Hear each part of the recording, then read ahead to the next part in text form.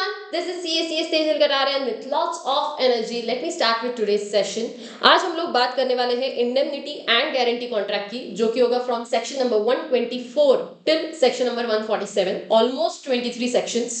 I try कि आपको section जो भी 23 सेक्शंस हम लोग पढ़ने वाले हैं वो सेक्शन नंबर्स के साथ प्रोविजन भी याद रहे. बहुत सारे स्टूडेंट्स मुझसे पूछते हैं कि सीए फाउंडेशन में सेक्शन नंबर लिखना जरूरी है या नहीं है.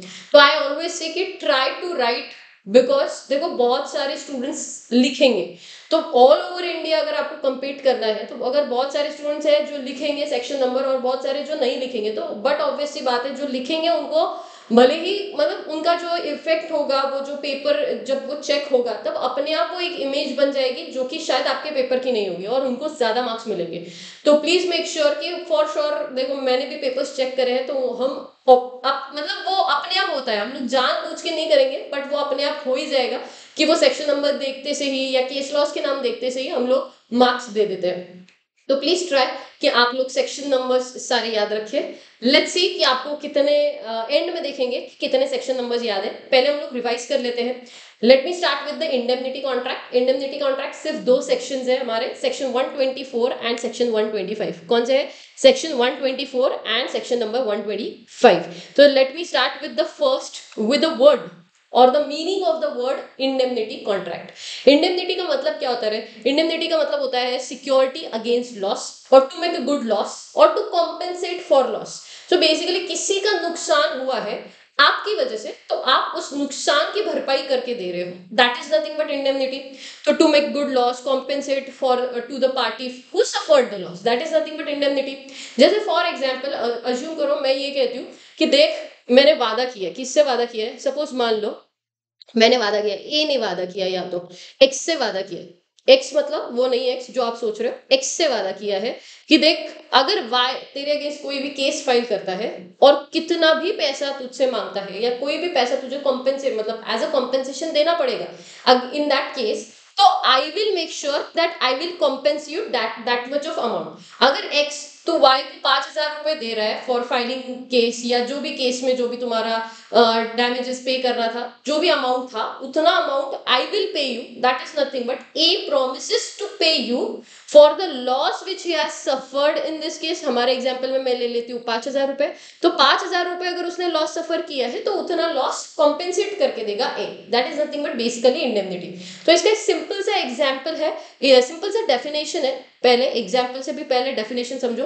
वेयर वन पर्सन, याद कैसे रखना है, सेक्शन 124 में डेफिनेशन है, where one person promises to save another, promises to save another for the loss, जो भी उसने लॉस सफर किया होगा, कॉज किया होगा, to him by the conduct. लेकिन ये कंडक्ट किसका होगा? प्रोमिसर का खुद का होगा या फिर कोई भी एनी अदर पर्सन का होगा. इसके लिए मैंने आपको बहुत अच्छा एग्जांपल दिया था, अगर आप लोग को याद होगा तो हार्टब्रेक इंश्योरेंस फंड अकाउंट आप लोगों को खोलना चाहिए, ऐसा मैंने कुछ एग्जांपल दिया था. रियल लाइफ केस लॉ समझाया था, प्रतीक आर्यन का केस. और अगर नहीं तो आप लोग एक बार सर्च कर लेना Prateek Aryan heartbreak insurance fund account, आपको पता चल जाएगा. मैंने आपको अच्छे से समझाया था कि क्या होता है. Where one person promises to save another for any loss, from any loss caused due to the conduct of that person, promise or himself or because of any other person. I hope सो आप लोगों को सबको याद आ रहा होगा जो हम लोगों ने देखा था. उसके बाद अगला पॉइंट ये था आपका डेफिनेशन सेक्शन नंबर 124 में. आपका जो भी इंडेमनिटी कॉन्ट्रैक्ट है वो या तो एक्सप्रेस भी हो सकता है या तो इम्प्लाइड भी हो सकता है, डिपेंड्स ऑन सिचुएशंस. इसके अलावा स्पेशल पॉइंट्स हमेशा याद रखना, जो इंडेमनिटी कॉन्ट्रैक्ट है वो फायर इंश्योरेंस, मरीन इंश्योरेंस के लिए कवर किया जाएगा. मतलब जैसे सपोज आग लग गई तो इंश्योरेंस कंपनी कॉम्पेंसेट करके देगी, या शिप डूब गया तो इंश्योरेंस कंपनी कॉम्पेंसेट करेगी. लेकिन life insurance is not covered as a indemnity contract. ये ध्यान रखना, life insurance is not covered. दूसरा जो चीज कवर नहीं होता है वो है लॉस या तो accident caused not because of person और because of the act of the God. Natural calamity आ गया, नेचुरल कुछ इवेंट हो गया, सुनामी आ गई, साइक्लोन आ गया, कुछ भी हो गया, या अर्थक्वेक आ गया, आपकी गाड़ी गिर गई गड्ढे में और पूरा मतलब चकनाचूर हो गई गाड़ी because of act of God, तो आपको इंडेमनिटी कॉन्ट्रैक्ट आपका कवर नहीं होगा. तो इंडेमनिटी कॉन्ट्रैक्ट इन सारी चीजों को कवर नहीं करता है, सिर्फ बेसिक लॉस को कॉम्पेंसेट करने के लिए कवर करेगा. तो कौन सी चीजें कवर नहीं होती है ये याद रखना. एक्सीडेंट जो इंसानों से नहीं होंगे, दूसरा जो भी एक्ट ऑफ गॉड होगा, तीसरा जो भी नेचुरल कलामिटीज की वजह से होगा, and last is life insurance, ये कवर नहीं होगा। ये हो गया तुम्हारा सेक्शन नंबर 124। इसका और एक केस लॉ जो बहुत बार देखा है मैंने, जो मतलब केस स्टडी बेस्ड क्वेश्चन जो काफी बार पूछा जाता है, जो कि है शेयर सर्टिफिकेट के बारे में। मतलब क्या, देखो हर कंपनी एक्ट में एक प्रोविजन होता है डुप्लीकेट शेयर सर्टिफिकेट का। मतलब क्या, हर कंपनीज एक्ट में नहीं, हर किसी के लिए डुप्लीकेट शेयर सर्टिफिकेट का एक प्रोविजन डाला हुआ है कंपनीज एक्ट में। मतलब क्या, सपोज मान लो मेरे पास एक शेयर सर्टिफिकेट है, शेयर सर्टिफिकेट है तो नहीं मेरे पास, बट हाँ ठीक है, एक ब्लैंक पेपर है, ये मेरा ब्लैंक पेपर है, ये शेयर सर्टिफिकेट है, अज्यूम करो मेरा ये शेयर सर्टिफिकेट मेरे से खो गया, ठीक है, मेरे से शेयर सर्टिफिकेट है जो खो चुका है। अब ये शेयर सर्टिफिकेट अगर मेरे से गायब हो गया तो ऑब्वियसली बात है, मुझे डुप्लीकेट शेयर सर्टिफिकेट के लिए अप्लाई करना पड़ेगा टू द कंपनी। तो होता क्या है, सपोज मान लो एक्स है, उसने कंपनी को अप्लाई किया कि मुझे डुप्लीकेट शेयर सर्टिफिकेट दो, तो कंपनी क्या बोलती है, कंपनी एक्स से एक इंडेमनिटी बॉन्ड साइन करके लेती है कि सपोज मान लो कल जाकर अगर कोई भलतज तीसरा इंसान आया और वो बोल रहा है कि ये जो शेयर्स है, सपोज मान लेते कोई भी कंपनी जैसे रिलायंस है, तो रिलायंस बोलेगा तुम्हारे जो भी 100 शेयर्स है उस वो 100 शेयर्स को लेकर कोई थर्ड पर्सन आता है हमारे पास और बोलता है ये शेयर सर्टिफिकेट है मेरे पास, ओरिजिनल शेयर सर्टिफिकेट है, ये शेयर्स मेरे हैं, तो ऑब्वियसली बात है हमें कोई ना कोई लॉस होगा।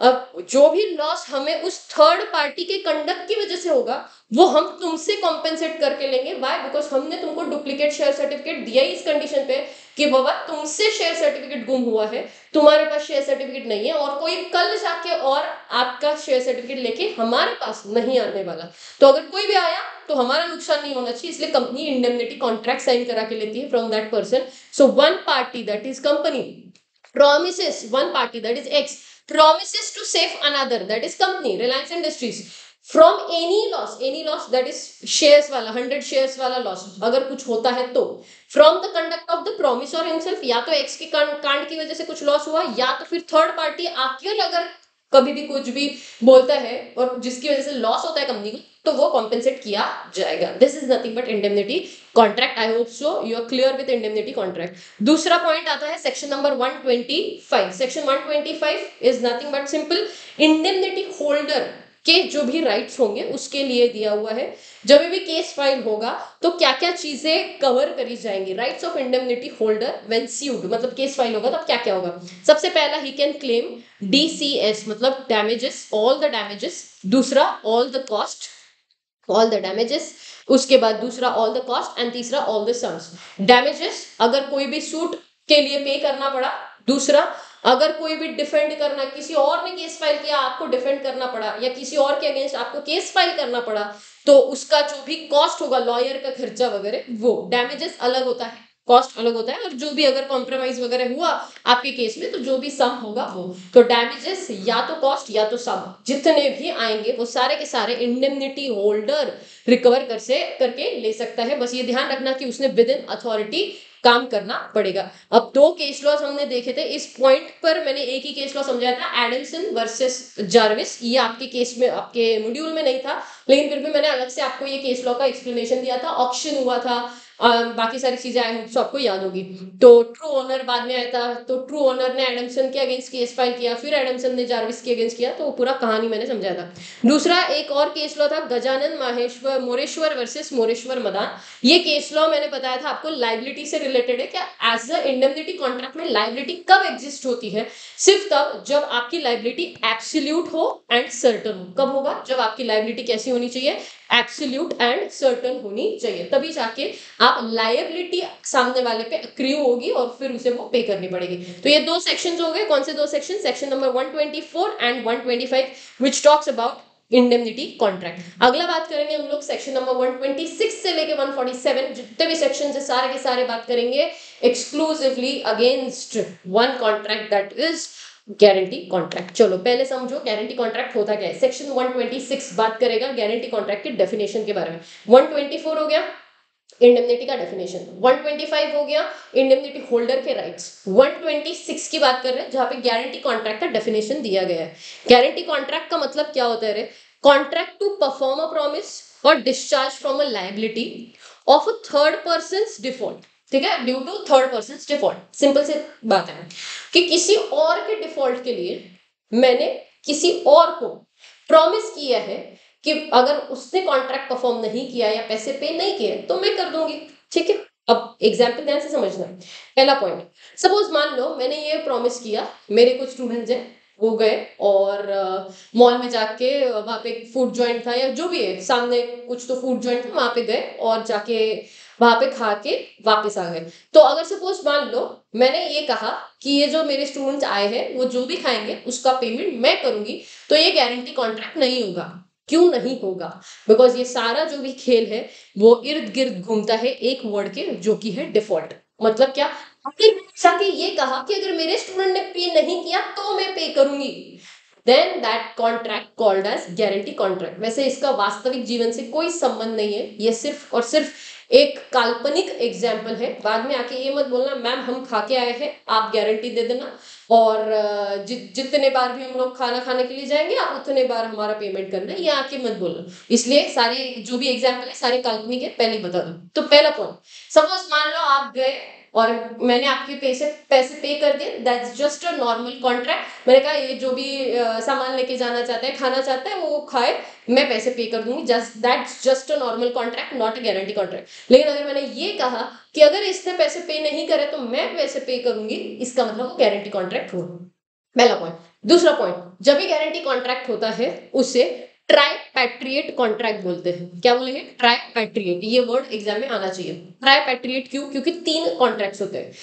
किसके बीच में होंगे? पहला होगा प्रिंसिपल डेटर, दूसरा होगा क्रेडिटर, तीसरा होगा श्योरिटी। कौन तीन लोग है? Principal debtor, creditor and surety. Principal debtor का मतलब क्या होता है? एक ऐसा पर्सन जिसके रिस्पेक्ट में, जिसके डिफॉल्ट के लिए गारंटी दिया गया है, जिसके डिफॉल्ट की वजह से गारंटी दिया गया है। एक ऐसा पर्सन जो गारंटी देगा वो होगा श्योरिटी, एंड जिसे गारंटी दी जाएगी वो होगा क्रेडिटर। तो ऐसे तीन कॉन्ट्रैक्ट्स बनेंगे किसके बीच में?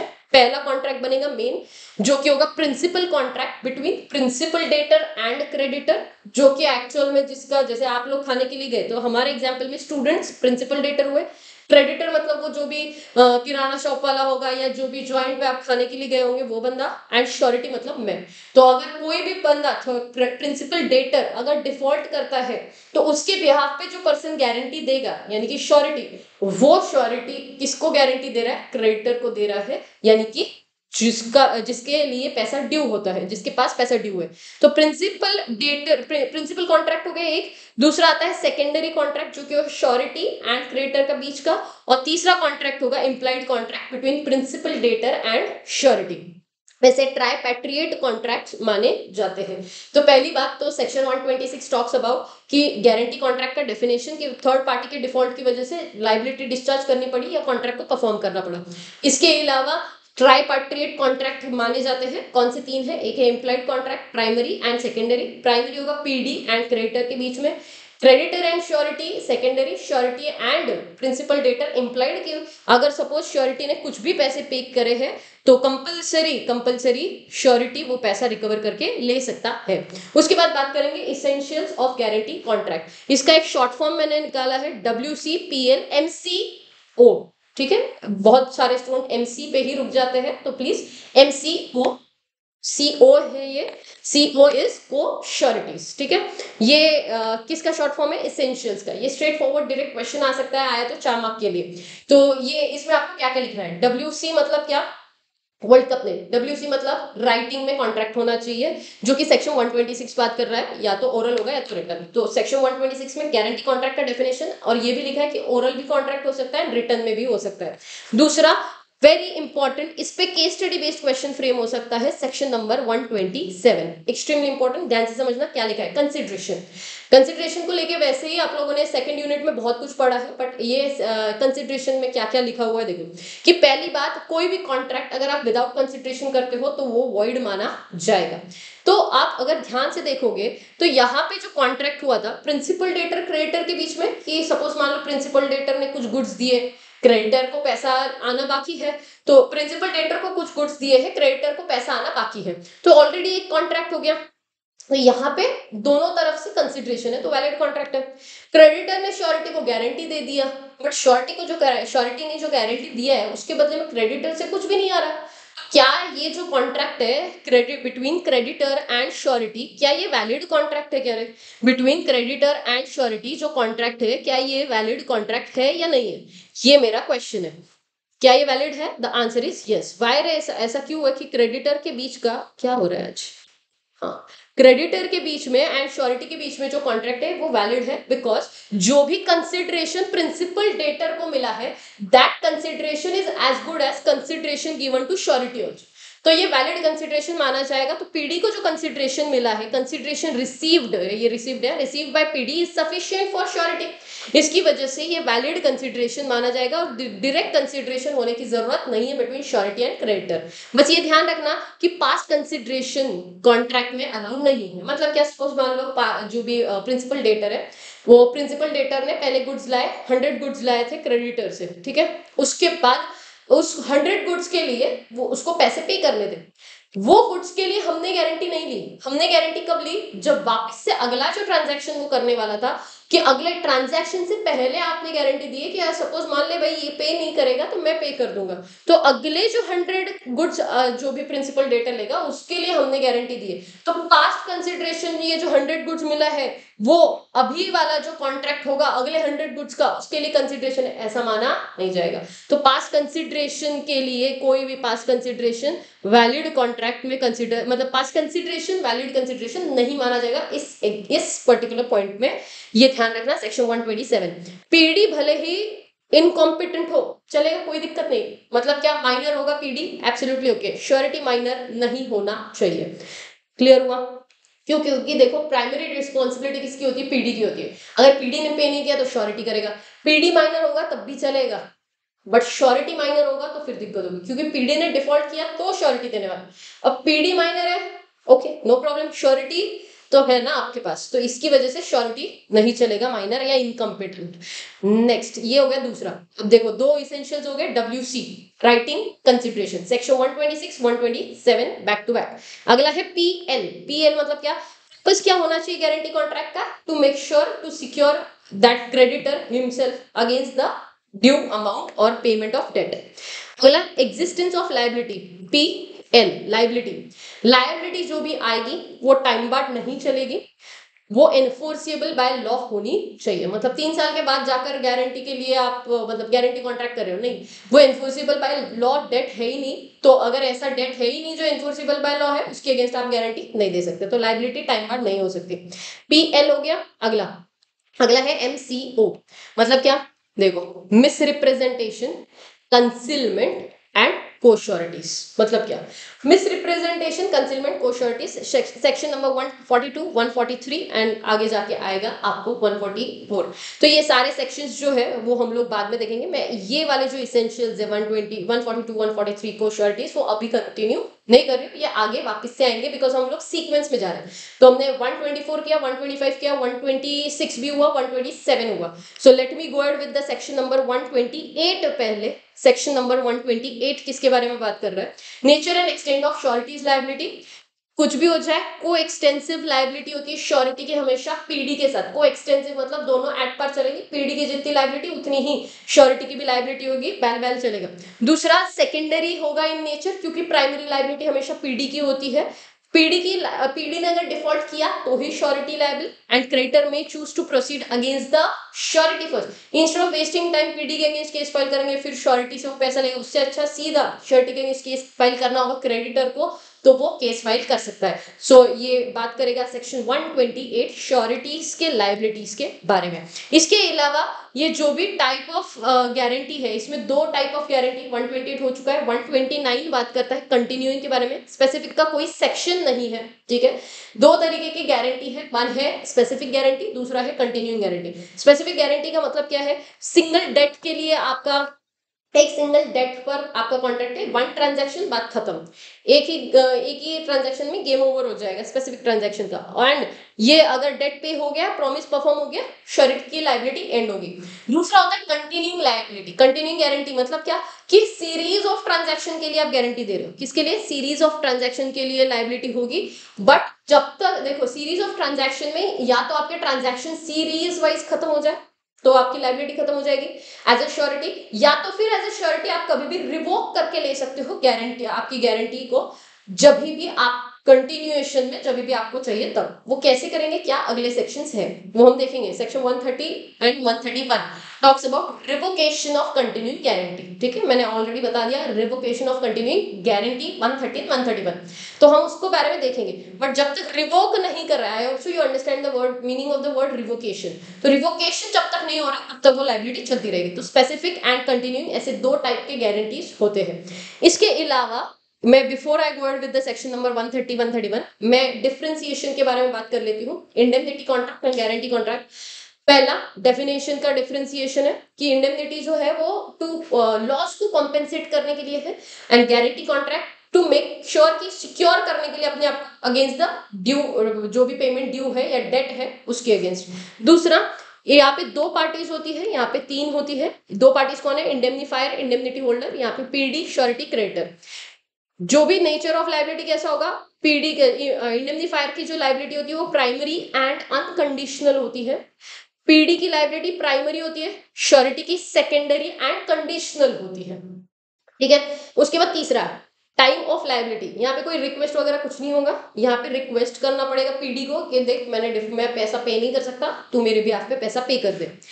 Right to sue third party, यहाँ पे ऐसा कुछ नहीं होगा। क्यों? क्योंकि दो पार्टीज के बीच का कॉन्ट्रैक्ट है, दो पार्टीज ही सिर्फ एक दूसरे के अगेंस्ट केस फाइल कर सकता है। यहाँ पे ऐसा नहीं है, यहाँ पे क्रेडिटर चाहे तो श्योरिटी के अगेंस्ट भी केस फाइल हो सकता है। Surety can file a case against principal debtor also, because यहाँ पे प्रिविटी ऑफ कॉन्ट्रैक्ट यहाँ पे नहीं हो सकता, लेकिन यहाँ पे होगा। और सपोज मान लो, देखो सपोज श्योरिटी ने, सपोज मान लो मतलब एक ही होता है, सपोज जो क्रेडिटर है, क्रेडिटर के अगेंस्ट अगर मतलब श्योरिटी ने क्रेडिटर को पैसा पे कर दिया, तो surety will step into the shoes of creditor, ऐसा हम आगे जाके देखेंगे।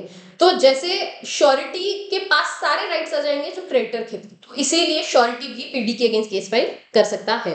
कॉम्पिटेंसी, यहाँ पे कंपलसरी सारे पार्टीज कॉम्पिटेंट होने चाहिए, यहाँ पे पीडी माइनर होगा चलेगा।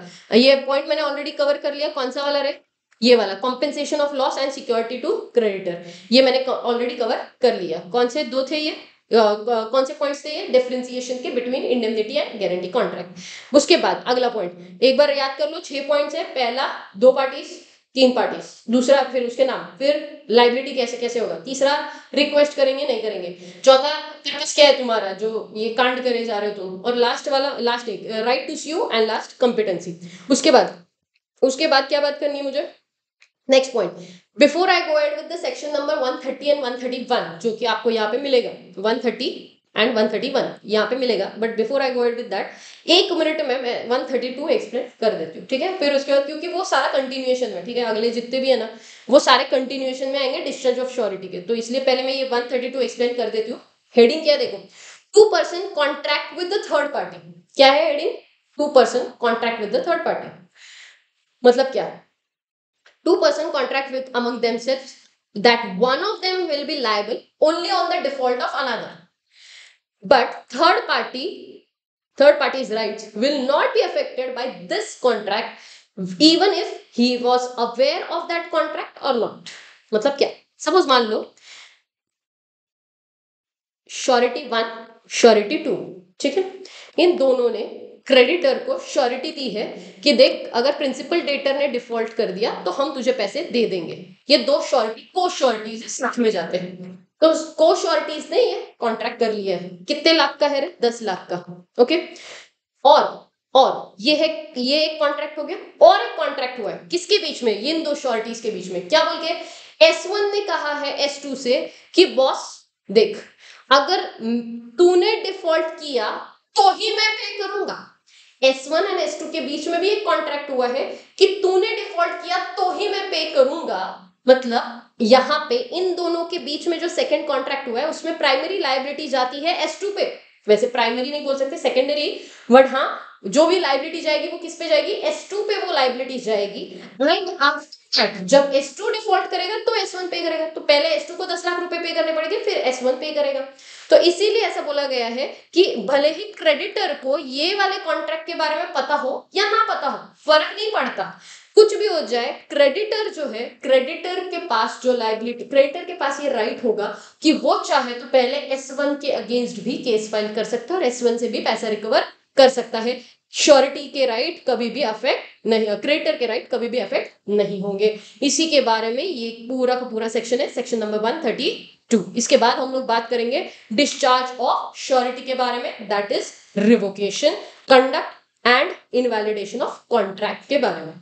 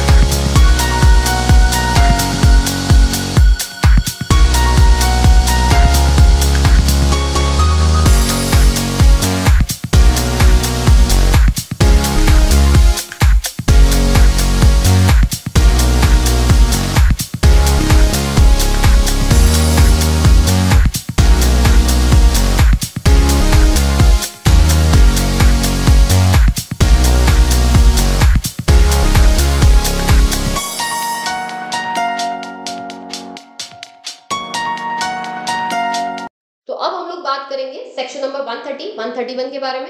132 ऑलरेडी मैंने कवर कर लिया था, ठीक है। Now let's go ahead with the section number 130, 131। Actually बहुत सारे सेक्शंस इसके बाद के, but before I go ahead let me just revise quickly एक सेकंड में। पहला 124 सेक्शन नंबर था, जो कि बात कर रहा था इंडेमनिटी कॉन्ट्रैक्ट के बारे में। उसके बाद सेक्शन 125 था जो इंडेमनिटी होल्डर के राइट्स के बारे में बात कर रहा था। 126 बात कर रहा था रिगार्डिंग गारंटी कॉन्ट्रैक्ट का डेफिनेशन। 127 बात कर रहा था कंसिडरेशन।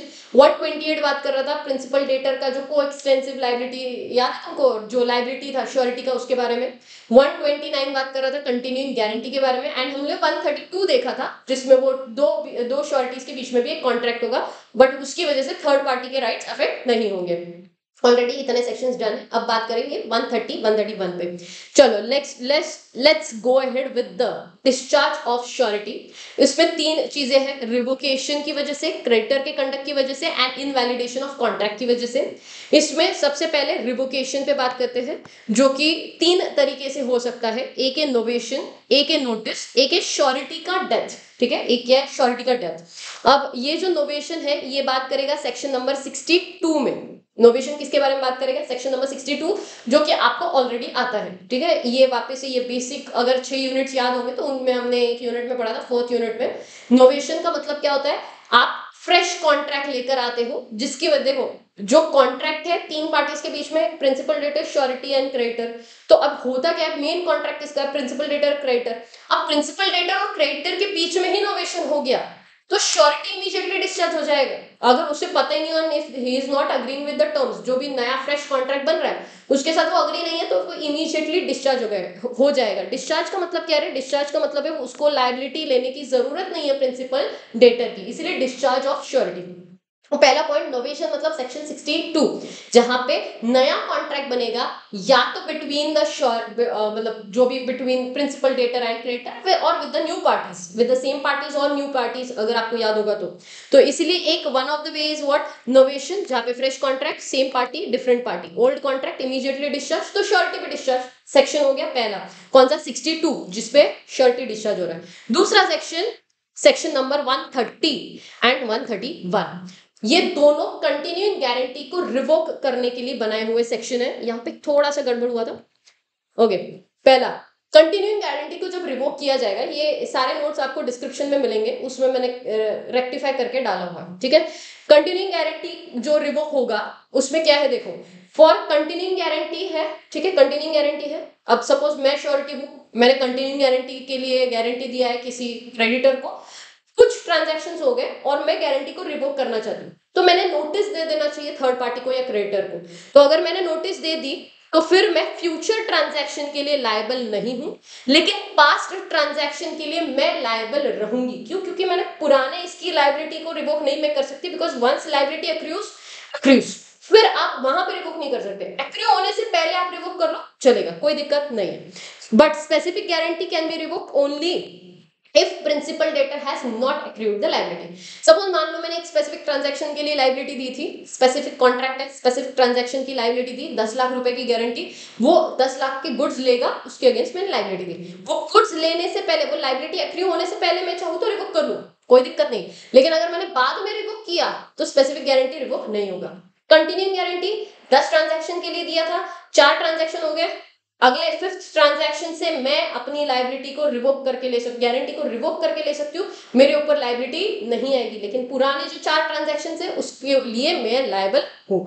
सो इसीलिए बोला गया है फ्यूचर ट्रांजैक्शन के लिए नो लाइबिलिटी, पास्ट ट्रांजैक्शन के लिए लायबल हूँ। उसके बाद sureties death, section number 131, surety की डेथ हो गई, बात ही खत्म हो गई। श्योरिटी की डेथ सेम, पुराने ट्रांजैक्शन के लिए जो भी श्योरिटी के जो भी लीगल रिप्रेजेंटेटिव होंगे उनके पास जो भी स्टेट गया है श्योरिटी का, उतने स्टेट सारे लायबल होंगे।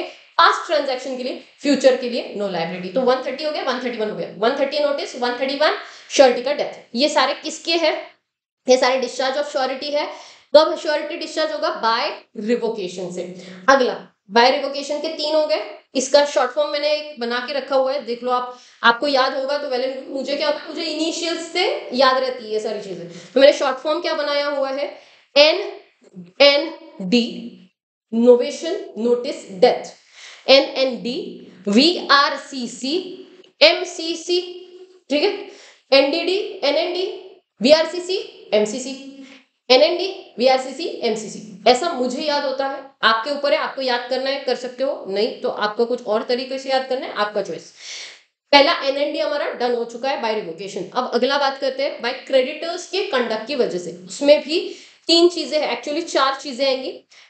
Variance of creditors, variance of the terms of the contract, दूसरा रिलीज और डिस्चार्ज ऑफ PD, एंड यहाँ पे 2 आते हैं क्रेडिटर का एक्ट एंड कंसीलमेंट वगैरह। तो ये कंसीलमेंट आगे आएगा, मिस रिप्रेजेंटेशन, कंसीलमेंट एंड जो भी कोश्योरिटी आएगा वो इनवैलिडेशन में आएगा।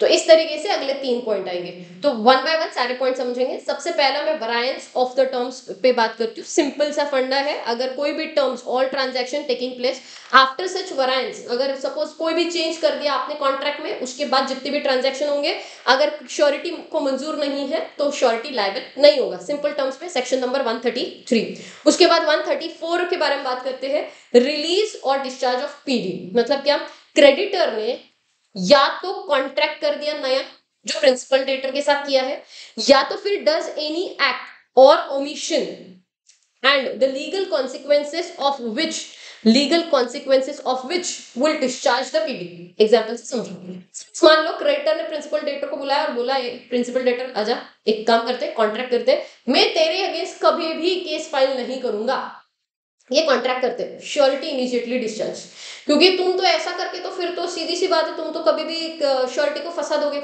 सपोज मान लो आपने मैंने आपके बिहाफ पे किराना वाले दुकान को, शॉप को गारंटी दिया था, तो आप दोनों मिलकर तो मुझे फंसा दोगे ऐसे सिचुएशन में, क्योंकि आप उसके अगेंस्ट केस फाइल नहीं कर सकते हो, ऐसा आप कॉन्ट्रैक्ट कर रहे हो, तो ऐसा नहीं चलेगा। तो पहली बात तो आप लोगों के बीच में ऐसा कॉन्ट्रैक्ट नहीं होना चाहिए। दूसरा, ऐसा कुछ तो एक्ट किया क्रेडिटर ने या ओमिट कर दिया, ओमिशन हो गया, यानी कि क्या, सपोज मान लो क्रेडिटर भूल गया, केस ही नहीं फाइल किया, 3 साल हो गए, टाइम बाद डेट हो गया, तो ऐसा एक्ट हो गया, तो फिर तो बात ही खत्म हो गई, श्योरिटी डिस्चार्ज। तो या तो कोई ऐसा एक्ट किया है, या तो ऐसा ओमिशन किया है, या तो कोई कॉन्ट्रैक्ट किया है PD के साथ, जिसकी वजह से PD डिस्चार्ज हो गया, श्योरिटी भी डिस्चार्ज हो जाएगा, that is R। So VR, C and C। तो C एंड C में समझो, पहला C है CGS का C, मतलब क्या, सेक्शन नंबर 135।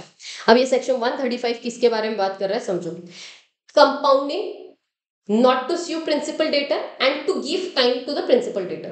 पहला, प्रिंसिपल डेटर क्रेडिटर ने आपस में सेटलमेंट कर लिया, श्योरिटी डिस्चार्ज, बात खत्म। Inevitably involves the variations of the original contract. Inevitably मतलब उन्होंने इस तरीके से कॉन्ट्रैक्ट कर दिया कि जिसकी वजह से सेटलमेंट हो गया between principal debtor and creditor, तो बात खत्म, श्योरिटी भी डिस्चार्ज। दूसरा, duty of creditor not to allow principal debtor, कि duty of creditor not to allow principal debtor more time. Suppose guarantee दी थी मैंने सिर्फ 10 महीनों की, और सामने वाले ने, मतलब क्रेडिटर ने प्रिंसिपल डेटर को 1 साल का टाइम दे दिया, 12 महीने का, नहीं चलेगा, मैं डिस्चार्ज, 10 महीने के बाद मैं डिस्चार्ज। वाई? बिकॉज ये ध्यान रखना, ये वाला पॉइंट बहुत ट्रिकी है, क्यों, आगे पता चलेगा, ये और ये वाला। प्रॉमिस टू गिव टाइम, अगर प्रिंसिपल डेटर को एक सर्टेन पीरियड से ज्यादा, जो भी डिसाइडेड पीरियड था उससे ज्यादा टाइम अलाउ किया जाएगा, तो फिर फॉर श्योर श्योरिटी डिस्चार्ज हो जाएगा। अगला, promise not to sue, to call upon the principal debtor, बुलाया, to pay off the debt when due, जब भी डेट ड्यू हो जाएगा तब बुलाना चाहिए था, to pay off the debt when due and promises not to sue, to pay off the debt when due and promises not to sue. मतलब क्या, देख जब भी ड्यू डेट आएगा तब उसको बुलाया, उसको बोला कि देख पैसा ड्यू हो चुका है, बट वो देना नहीं चाहता, इसलिए उन्होंने अपने अंदर ही अपने बीच में ही कॉन्ट्रैक्ट कर लिया, दोनों के बीच में, क्या कि मैं तुम्हारे अगेंस्ट केस नहीं फाइल करूंगा। तो ऐसे कॉन्ट्रैक्ट नहीं चलेंगे, तो प्रोमिसेस नॉट टू स्यू। तो अगर ऐसा कुछ भी प्रॉमिस किया है या ऐसा कुछ भी कांड हुआ है, तो इन दैट सिचुएशन अगर नॉट टू स्यू का कॉन्ट्रैक्ट हुआ तो फिर श्योरिटी डिस्चार्ज। ये होगा सेक्शन 135 CGS, कंपाउंडिंग कर दिया। दूसरा G stands for give time, and तीसरा not to sue, CGS section number 135। बस ये ध्यान रखना, ये सारी चीजें श्योरिटी के एसेंट के बिना होनी चाहिए। उसके बाद अगला आता है 136 and 137। 136 is exception, 137 is also exception. मतलब क्या है, इस एक्सेप्शन का मतलब है surety will not be discharge for 136 and 137। ध्यान से समझना, अभी तो हम ये देख रहे हैं कि श्योरिटी डिस्चार्ज हो जाएगा कब, 130 नोटिस, 131 जब आप लोग श्योरिटी की डेथ हो जाए, 133 वरांस हो रहा है, 134 135 134 कोई भी एक्ट हो रहा है, ओमिशन हो रहा है जिससे पीडी डिस्चार्ज हो रहा है, 135 CGS हो रहा है। हम अभी तक ये देख रहे हैं सीजे डिस्चार्ज हो रहा है। 136 137 टॉक्स अबाउट सीजे, कुछ भी हो जाए श्योरिटी डिस्चार्ज नहीं होगा। कौन से दो सिचुएशंस है, पहला 136 137, वेरी इंपॉर्टेंट, बेयर एक्ट से लैंग्वेज पढ़ती हूँ 136 का। 136 ये बेयर एक्ट है, इसका भी चाहिए तो लिंक मैंने डिस्क्रिप्शन में मैं डाल दूंगी, आप ले लेना। 136 137, चलो देखो क्या लिखा है। मेयर फॉरबियरेंस, क्या लिखा हुआ है, mere forbearance on the part of the creditor, mere forbearance surety not discharged when the agreement with the third party to give time to the principal debtor। मतलब क्या है, श्योरिटी डिस्चार्ज नहीं होगा कब, जब अग्रीमेंट हुआ है थर्ड पार्टी का प्रिंसिपल डेटर को टाइम देने के लिए। This one is tricky one, ध्यान से, where a contract to give time to the principal debtor is made by the creditor to the third person and not with the principal debtor, the surety is not discharged। ये example से समझाती हूँ क्या हुआ, देखो ये example से समझा रही हूँ। पहला, ए ने बिल ड्रॉ किया है बी के अगेंस्ट, क्या किया, बिल ड्रॉ किया, आपको बिल्स ऑफ एक्सचेंज आता है, बिल ड्रॉ किया है, ड्रॉइंग, ठीक है। इसने एक्सेप्ट करके दे दिया, बी ने एक्सेप्ट करके ए को वापस दे दिया बिल, इसने ड्रॉ किया, इसने एक्सेप्ट करके वापस दे दिया, ठीक है। हुआ ये जो ए है इसने आगे यही सेम बिल सी को ट्रांसफर कर दिया, यानी कि ये पे ही बन गया, यानी कि बी पैसा जो पे करेगा वो किसे पे करेगा, सी को पे करेगा, करेक्ट। सो कैन आई से कि यहाँ पे ए इज श्योरिटी कि भाई देख बी, देख सी तू क्रेडिटर है, अगर तुझे पैसा बी ने यानी कि प्रिंसिपल डेटर ने पे नहीं किया तो मैं पे कर दूंगा। क्लियर है यहाँ तक, ओके। आगे सी ने यही सेम जो बिल्स ऑफ एक्सचेंज ए ने सी को दिया था वही आगे एंडोर्स कर दिया एम को, क्या किया, एंडोर्स किया एम को। और along with that C and M के बीच में एक अग्रीमेंट हुआ, क्या अग्रीमेंट हुआ कि देख प्रिंसिपल डेटर के पास ड्यू डेट पे टाइम नहीं है, मतलब पैसा नहीं है, तो एक काम कर तू ड्यू डेट प्लस 15 डेज उसको दे देना, जिसकी वजह से फिर क्या हो जाएगा, ड्यू डेट प्लस 15 डेज तू उसको दे देना, फिर जाके उसको उससे पैसे रिकवर कर लेना।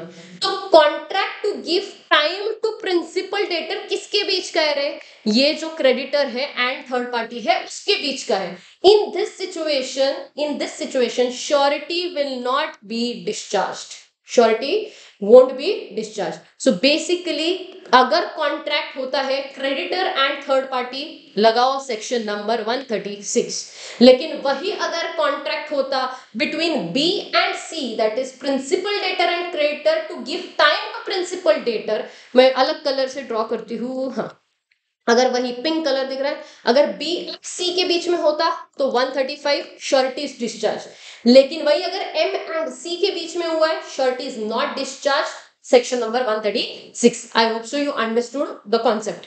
उसके बाद अगला सेक्शन नंबर 136 हो गया। अगला 137 क्रेडिटर्स फॉरबियरेंस टू स्यू पीडी।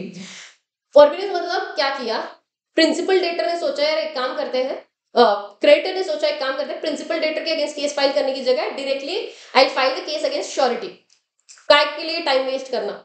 इसीलिए क्रेडिटर ने क्या किया, फॉरबियरेंस कर दिया to sue and directly surety के अगेंस्ट केस फाइल कर दिया, चलेगा, श्योरिटी डिस्चार्ज नहीं होगा। हाँ, अगर कॉन्ट्रैक्ट किया नॉट टू स्यू तो 135, लेकिन यहाँ पे फॉरबियरेंस किया है, मतलब ऐसा नहीं कि उसके साथ कॉन्ट्रैक्ट किया कि भाई मैं तेरे अगेंस्ट केस ही नहीं फाइल कर सकता, वो टाइम वेस्ट नहीं करना चाहता था, इसलिए उसने डायरेक्टली श्योरिटी के अगेंस्ट केस फाइल किया, चलेगा, no problem at all. I hope so you are clear ना कि क्या कौन से सिचुएशन में क्या होगा। 135, 136, 137 केयरफुल रहना, 136, 137 एक्सेप्शंस है, डिस्चार्ज नहीं होने वाला श्योरिटी।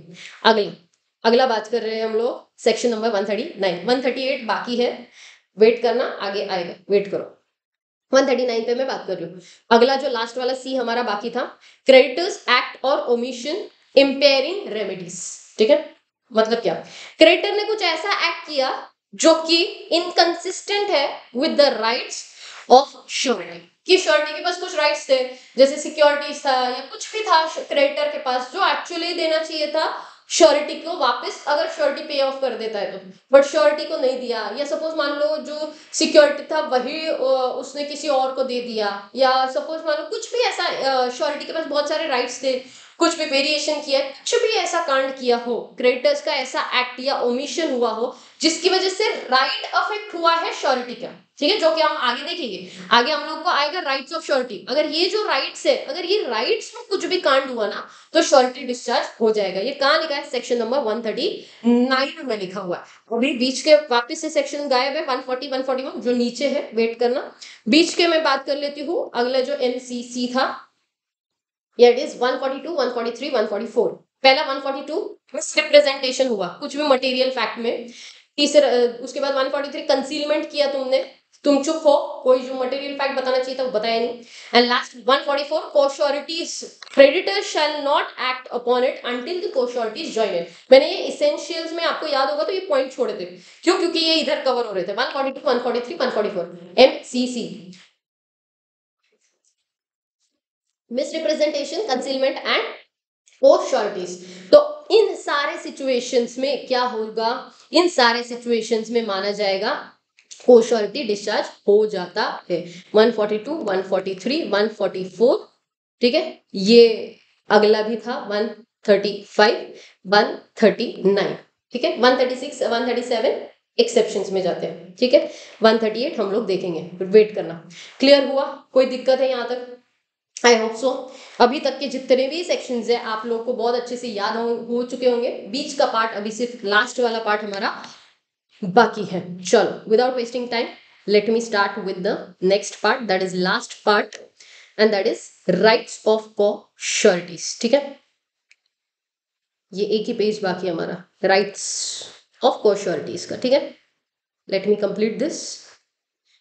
सेक्शन नंबर 138 एक्चुअली मैंने इंक्लूड नहीं किया है इसमें, मैं एक बार बता देती हूँ सेक्शन नंबर 138 है क्या। फ्रॉम हियर कोश्योरिटीज के बारे में है,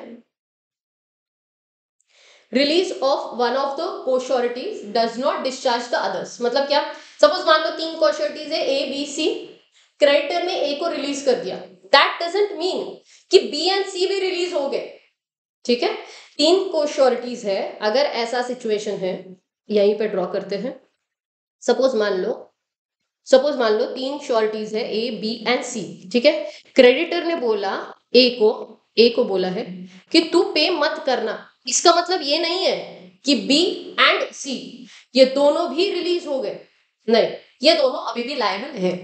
अलोंग विद दैट और एक लाइन ये बोली है, A को अगर उसने रिलीज कर दिया है क्रेडिटर ने, तो A बाद में B एंड C को लायबल है। लाइंस क्या है देखो, where there is co-sureties, where there are co-sureties, a release of creditor of one of them does not discharge the others, that is B and C हमारे example में, neither does it free the surety so released from his responsibility, किसे release नहीं कर सकते, A को release नहीं कर सकते टूवर्ड्स अदर को-श्योरिटीज, ठीक है, 138 डन।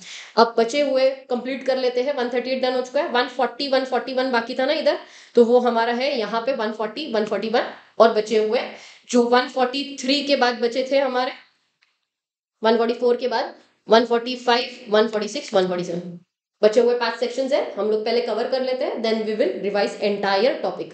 चलो, राइट्स ऑफ श्योरिटीज, इसको याद करने के लिए मैंने तरीका क्या ढूंढा है, 5SLI। देखो ये भी ऐसा है, SSSSLI। देखो क्या क्या है। सबसे पहला, जो भी राइट्स है श्योरिटी के, वो अगेंस्ट प्रिंसिपल डेटर है, अगेंस्ट क्रेडिटर है, अगेंस्ट कॉ श्योरिटीज। पहले मैं बात कर रही हूँ प्रिंसिपल डेटर्स की अगेंस्ट के राइट की, जो कि दिया हुआ है सेक्शन नंबर 140 में। That is right of subrogation, extremely important. Right of subrogation is nothing but what? Step into the shoes of creditor. अगर श्योरिटी ने पेमेंट दे दिया या जो भी ड्यूटी परफॉर्म करना था वो परफॉर्म कर लिया, जो कि एक्चुअल में पीडी ने करना चाहिए था, लेकिन श्योरिटी कर रहा है, देन बाय श्योरिटी अगर ये डिस्चार्ज हो जाता है तो surety will step into the shoes of creditor. Surety will get all the rights जो कि क्रेडिटर्स के थे। फिर वो सिक्योरिटी लेना हो गया, फिर वो किसी के पीडी के अगेंस्ट केस फाइल करना हो गया, एक्सेट्रा एक्सेट्रा, जो भी क्रेडिटर्स के राइट थे वो सारे श्योरिटी को मिलेंगे। That is nothing but right of subrogation, जो कि दिया हुआ है सेक्शन नंबर 140 में। उसके बाद और एक राइट दिया है प्रिंसिपल डेटर के अगेंस्ट श्योरिटी को, that is implied promise to, because implied contract होता है बिटवीन पीडी एंड श्योरिटी, तो implied promise to indemnify, that is section number 145। Implied promise है बाय पीडी कि श्योरिटी ने अगर पैसा दिया है तो surety is entitled to recover the amount from PD, that is any sum, but ये ध्यान रखना राइटफुली पे किया हुआ, राइटफुली मतलब लॉफुली। सपोज मान लो किसी ने कॉन्ट्रैक्ट किया है, श्योरिटी ने ये बोला कि भाई देख एक काम कर, ये अगर पैसा नहीं देता है तो मैं दे दूंगा, ठीक है, लेकिन वो जो पैसे की गारंटी दे रहा था वो इस बात के लिए दे रहा था जिसकी जहां पे प्रिंसिपल डेटर किसी और का मर्डर कर रहा है, नहीं, then in that situation unlawful चीजों का जो भी कॉम्पेंसेशन होगा वो सारी चीजें यहाँ पे नहीं आएंगी, या गारंटी कुछ भी यहाँ पे नहीं आएगा। Indemnity is just one of the clause among the guarantee contract, ठीक है, one of the clause in your contract. तो एक सिर्फ क्लॉज की तरह होता है इंडेमनिटी, गारंटी बहुत बड़ा होता है, ठीक है। वो पहली बात, लॉफुली रिकवर करने का जितना भी पैसा लॉफुली आप रिकवर कर सकते हो, वो सारा का सारा पैसा कौन रिकवर करके लेगा, श्योरिटी रिकवर करके लेगा फ्रॉम प्रिंसिपल डेटर, ये इंप्लाइड प्रॉमिस है। तो राइट अगेंस्ट पीडी दो क्लियर है, सबरोगेशन 140 एंड इंप्लाइड प्रॉमिस 145। अगले बात करेंगे हम क्रेडिटर के अगेंस्ट, उसमें benefit of creditor security, very important, section number 141। इस पे case study based question frame होगा, ध्यान से 140 पे 141 पे क्या होगा, ध्यान से सुनो। इफ द क्रेडिटर लूजेस और without the consent of surety part the security, then surety immediately discharge हो जाएगा to the extent of the value of security. ये अपना अलग है, ठीक है, ध्यान से समझो। मतलब क्या, सपोज मान लो ऐसा हुआ कि क्रेडिटर है, सपोज मान लो ऐसा हुआ क्रेडिटर है, ठीक है, प्रिंसिपल डेटर को 5 लाख रुपए 10 लाख रुपए दिए थे, ओके, और इस 10 लाख के अगेंस्ट पीडी ने गिरवी रखा था, कुछ कोई भी सिक्योरिटी गिरवी रखा था, ठीक है, गोल्ड, कार, वॉटेवर। हुआ ये, गोल्ड लेते हैं क्योंकि मुझे पार्ट पार्ट में डिवाइड करना है, गोल्ड, ठीक है। अब हुआ ये कि गारंटी तो दे दिया था श्योरिटी ने गारंटी दिया था, और गारंटी देने के बाद क्रेडिटर ने ये जो 10 लाख का गोल्ड उसके पास था, उस 10 लाख के गोल्ड की बजाय उसने क्या किया, 10 लाख के गोल्ड के साथ उसने प्रिंसिपल डेटर को इसमें से 4 लाख का गोल्ड वापस दे दिया। अगर कॉन्ट्रैक्ट होने के बाद, श्योरिटी की गारंटी आने के बाद अगर तुम 4 लाख का गोल्ड वापस दे देते हो तो सिर्फ श्योरिटी भी सिर्फ और सिर्फ 6 लाख तक ही लायबल होगा। इसीलिए लिखा क्या है, लिखा ये है benefit of creditor security. Security मतलब जो भी सिक्योरिटी प्रिंसिपल डेटर ने क्रेडिटर को दी है, अगर क्रेडिटर ने लॉस कर दिया उस सिक्योरिटी का या कुछ भी पार्ट कर दिया, मतलब वापस दे दिया सिक्योरिटी श्योरिटी के कंसेंट के बिना, तो जितना भी एक्सटेंड का सिक्योरिटी वापस किया है उतने एक्सटेंड के लिए श्योरिटी क्या हो जाएगा, डिस्चार्ज हो जाएगा। तो पहला सिचुएशन मैंने क्या बताया, 10 लाख 4 लाख, सपोज मान लो 4 लाख का गोल्ड वापस कर दिया, 6 लाख रुपए से श्योरिटी भी डिस्चार्ज, 4 लाख के लिए श्योरिटी भी डिस्चार्ज हो जाएगा, 6 लाख के लिए वो भी सिर्फ 6 लाख के लिए लायबल होगा। सपोज मान लो 10 लाख का 10 लाख पूरा का पूरा गोल्ड ही वापस कर दिया, कंप्लीटली लायबिलिटी खत्म हो जाएगी श्योरिटी की, इन दैट सिचुएशन ऑल्सो। सपोज मान लो ऐसा हुआ क्रेडिटर का कॉन्ट्रैक्ट था पीडी के साथ, 10 लाख रुपए दिए थे, ठीक है, श्योरिटी ने गारंटी दिया था कि अगर पीडी ने पे नहीं किया तो मैं पे करूंगा, लेकिन गोल्ड नहीं दिया था, गोल्ड नहीं दिया था, पहले गारंटी ले लिया था, गोल्ड नहीं है अभी तक।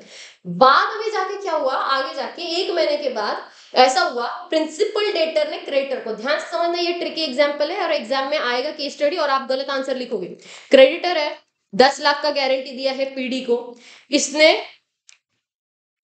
10 लाख का गारंटी दिया बस, ठीक है।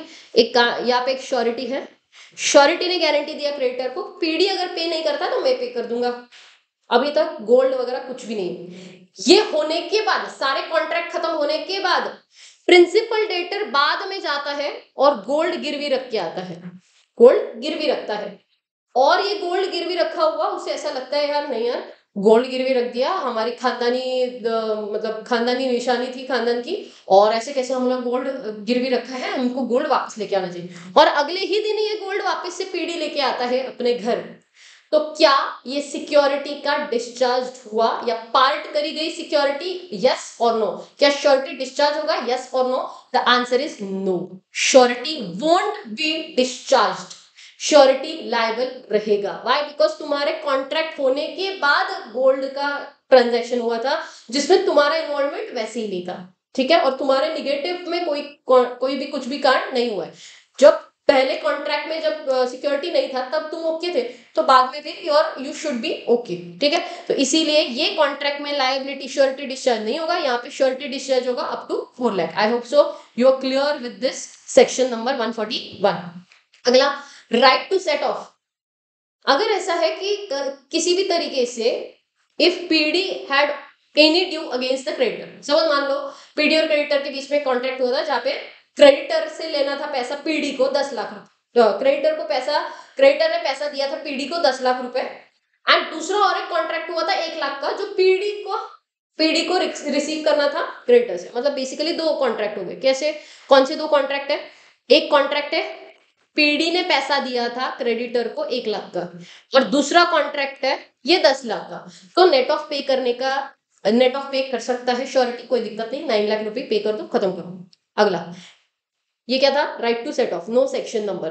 राइट टू शेयर डिडक्शन मतलब क्या? सपोज मान लो अगर ऐसा होता है पीडी इंसॉल्वेंट हो गया तो उसकी कोई ना कोई जायदाद होगी, उस जायदाद से एसेट से जितना भी पैसा क्रेडिटर को रीपे किया जाएगा उतने पैसे के लिए कौन डिस्चार्ज हो जाएगा? श्योरिटी। सपोज मान लो पीडी है, 10 लाख की प्रॉपर्टी थी, ठीक है, 10 लाख की प्रॉपर्टी थी, उसको क्रेडिटर को पैसा देना था सपोज मान लो 15 लाख रुपए, ठीक है। तो till the extent of 10 lakh surety discharge हो जाएगा, बचा हुआ श्योरिटी का लायबिलिटी, ठीक है। श्योरिटी की लायबिलिटी कितनी बचेगी? सिर्फ 5 लाख रुपए। बाय? बिकॉज 10 लाख रुपए उसकी जायदाद से आ गया, ये हमारा एसेट है, इस जायदाद से जितना भी, बिकॉज पीडी इंस्टॉलमेंट हो गए, उससे जायदाद से जितना भी पैसा आएगा वो उतने एक्सटेंड के लिए क्या हो जाएगा? डिस्चार्ज हो जाएगा श्योरिटी, राइट्स अगेंस्ट क्रेडिटर। ये क्लियर है? एंड लास्ट, राइट्स अगेंस्ट को श्योरिटीज। पहला 146, कुछ भी हो जाए इक्वली डिस्ट्रीब्यूट होगा अनलेस अदरवाइज अग्रीड। जो भी लायबिलिटी होगा को श्योरिटीज होंगे 1 2 3 4 व्हाटएवर, इक्वली डिस्ट्रीब्यूट होगा मो। एंड ये बहुत इंपॉर्टेंट है, इस पे केस स्टडी आएगा, bound and different sum, section number 147। Fix maximum limit and pay equally to their respective obligation permits. मतलब क्या? केस लॉ से समझना पड़ेगा आपको या केस स्टडी से? ध्यान से समझना। सपोज मान लो 10 लाख की लायबिलिटी है, ठीक है, 10 लाख की लायबिलिटी है। ए ने गारंटी दिया है 2 लाख का, बी ने गारंटी दिया है 4 लाख का, सी ने दिया है 6 लाख का, ठीक है। अब 1 बाय 1 समझेंगे। डिफॉल्ट हो रहा है, सपोज मान लो पहला डिफॉल्ट हुआ 6 लाख का। कितने का डिफॉल्ट है? 6 लाख का। तो एबीसी में कैसे बटेगा? अरे 6 लाख, 2 लाख, 2 लाख, 2 लाख, कोई दिक्कत नहीं है। सपोज मान लो 7 लाख का डिफॉल्ट हुआ है, कैसे बटेगा? पहले 2 2 2, अभी भी कितना बाकी है? 1 लाख बाकी है, लेकिन बिकॉज ए का लिमिट है ऑलरेडी 2 लाख का जो कि एग्जॉस्ट हो चुका है, तो जो एक्स्ट्रा 1 लाख बचा है वो इन दोनों में डिवाइड होगा, मतलब 0.5 मतलब 2.5 लैक्स, 2.5 लैक्स। क्लियर है?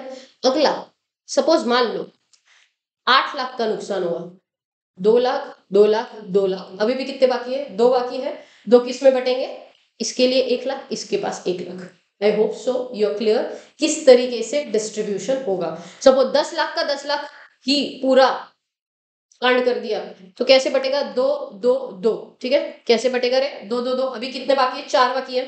तो 4 के लिए कितना लायबिलिटी इसने दिया था? 4 तक तो दिया था, तो ये 4 तक बेयर करेगा, ये भी 4 बेयर करेगा।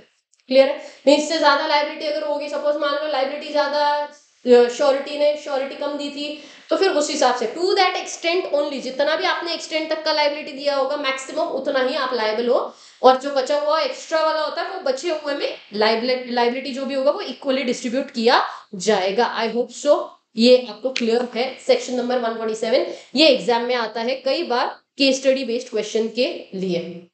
के साथ हमारे पास 7 सेक्शंस कंप्लीट हो जाते हैं। मैं एक बार सारे सेक्शंस को वापस से रिवाइज कराऊंगी, जिसकी वजह से आपको एक बार से मतलब एक बार रिवाइज कर देते हैं तो पूरा पिक्चर दिमाग में आ जाएगा। चलो वन बाय वन स्टार्ट करते हैं। सबसे पहला सेक्शन 124 किसके बारे में बात कर रहा था? इंडेमनिटी कॉन्ट्रैक्ट के बारे में बात कर रहा था। उसके बाद 125 राइट्स ऑफ इंडेमनिटी होल्डर था। 126 गारंटी कॉन्ट्रैक्ट था, एंड ओरल भी हो सकता है, राइटिंग में भी हो सकता है। 127 कंसिडरेशन पे था।